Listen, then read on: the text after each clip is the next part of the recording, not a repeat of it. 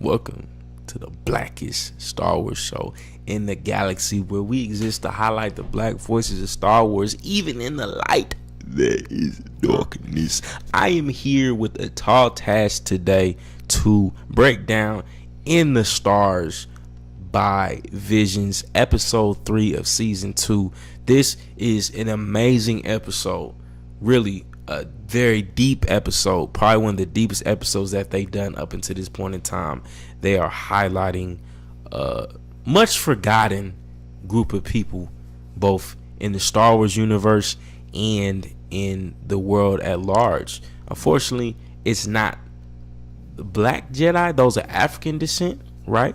But this is another necessary narrative, that of the indigenous people through T'China and Kotin.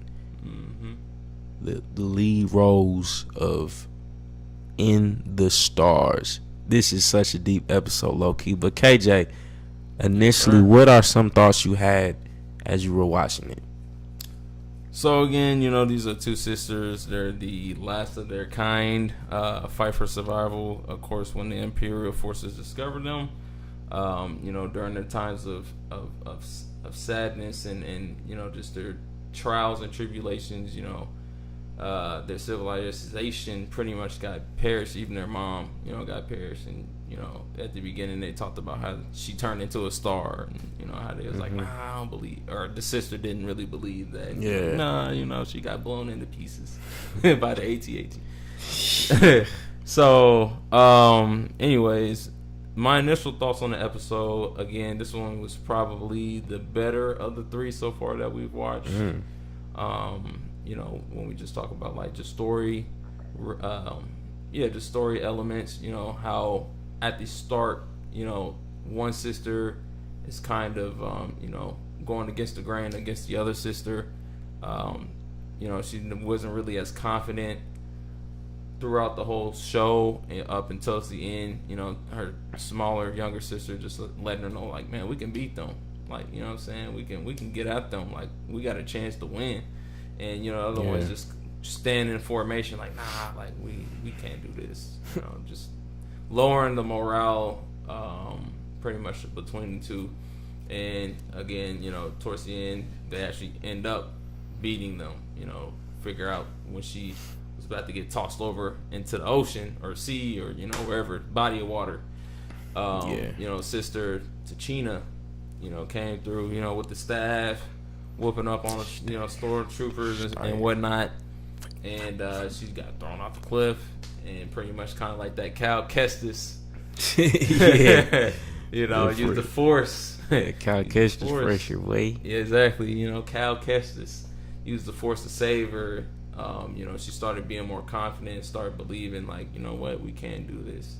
And then that's when they pulled out AT on them. Got that Walker back like, out with birthday moms. Birthday mama, deja vu all over again. Yeah, it's like, So, and that's another thing, second time come around, now you more prepared, right?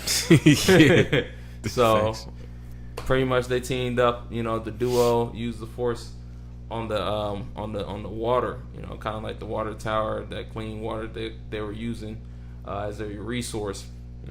Used it, crushed it like the Star Destroyer, Star Killer, when he crushed it and brought down that Star Destroyer, kind of like something like that. Yeah, they brought it down and just wrecked the whole place. But yeah, man, like, overall, like, I did enjoy the elements in the storytelling in this episode.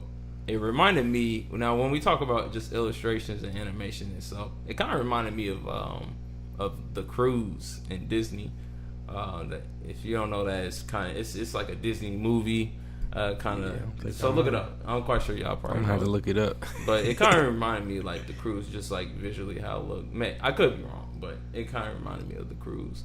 But overall, man, like, the episode was thought out pretty well, I thought, and I really did like the characters and that character development in the span of the time that they had. They used it visibly within what they said. So dialogue wise, they used it in what they were doing, so their action, again, the music was awesome too. I felt like it felt right in how it was incorporated and what music they use. Again, just that mystique and ominous music that they use, I thought was pretty fitting. You know, definitely different from Star Wars, I guess, but I would say it was pretty fitting for what it was used when it comes to that show.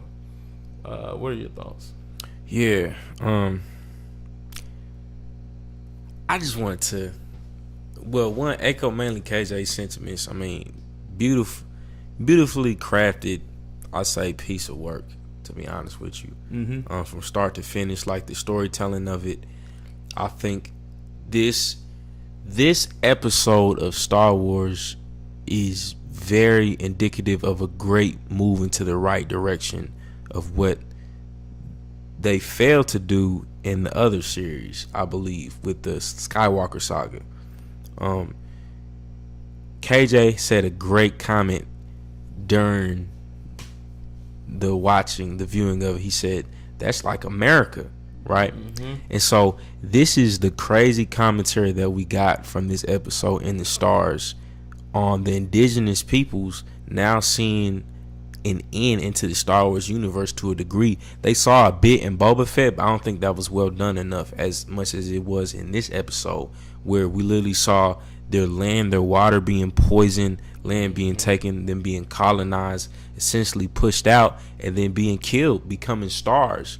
And then all throughout, they're having this callback towards the older sister. She's not believing, right? She's been kind of desensitized to her culture, her roots, her heritage. But the younger is believing, right? She's believing in the sort of that ancestral callback, which is common in indigenous native people's type of beliefs. And so just kind of the representation of the indigenous peoples in this episode was wild, right? And the fact that they regained their power eventually over the colonization that the empire brought about to their land. And I'm assuming they water and their stuff is going to be returned, their land is going to be returned. But I think this is just like, this is a step of what Star Wars should look like as they're trying to do these like diversity type things. Like they highlighted a diverse like character, indigenous person, right? Actually two, they highlighted them, but then gave them solid story and character development in both.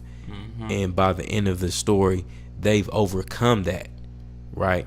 Yeah. See, I think this is the perfect example of what it should look like for Star Wars to do justice and equity to the stories of characters of color. When we look at the mainline series, that wasn't done with Finn, with Rose, with the other black lady at the end, right? We didn't see this, but I really hope and I pray that we will see this. We will see a black character in Visions. We haven't watched the full series, the full season yet, season 2, but this is what should have been happening for black characters, right? Seeing a solid story told, a solid protagonist, and then seeing sort of a great hero's journey, character journey, where they're overcoming and regaining, but with also that social commentary that's provided.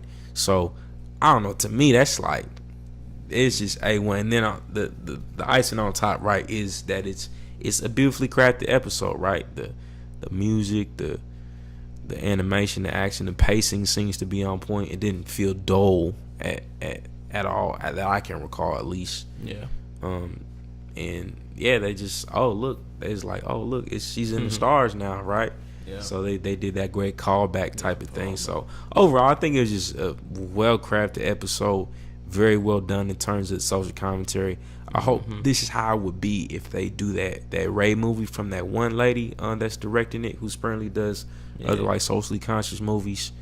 But I don't know, man. And it's two indigenous women, right? Once again, it's these women that are this might be a trend in it now I think about it, because you had Lola in the Sith, and then you had Dahl in episode 2, Screecher's Reach, with the witch, and now you had Tachina and Kotan. So maybe they're highlighting the women in Star Wars, and I love it, man. I love it. You know what I'm saying? It's about time they got their mainline stories being told. And it's hard, it's cold, man. How would you rate this episode? Or do you got any other thoughts? I'll say those probably most of my thoughts. gathered in that time. Again, short series, short form. I thought they did it pretty well, just executing a majority of things. So I'll probably give this one, from anywhere in between like 8 to 9. Probably, or maybe arguably like 8.7 on this episode. 8.7. But yeah, it's short, sweet, concise. Again, it's been better than some of the other series, I would say. And I probably could watch this episode again if somebody asked me. So yeah, what about you? Yeah, I say I'd echo that. Echo. I echo that. Echo. Yeah, I definitely say. Well, I give it a 9. Actually, I would give it a step above episode 1, and that's just because I think I like the animation a bit better in this one. It felt like it didn't feel jumbly at any point. And maybe that's just because it's the style they chose to go with. Yeah. But I think, like I said, I think the storytelling was A1. The representation done equitably was beautiful, and it was a well-crafted piece of media. So you guys got a 9. It's probably the highest I've rated episode so far. Yeah. Congratulations. You made it. You made it. But I mean, let us know what you guys thought about the episode. Did you hate it? Did you love it? Are you neutral? Are you indifferent? No matter what you feel, comment it. But like this video and subscribe to the YouTube channel, because even in the light there's darkness, we exist to highlight the black voices of Star Wars, and that's often in parallel with other marginalized and minority voices. So we're highlighting those too. We're gonna talk about that too, because most of y'all will probably watch this and comment on the animation and then I'm mad because like, we don't want to hear y'all trash and stuff, man. Just mad all the time. We tired of that.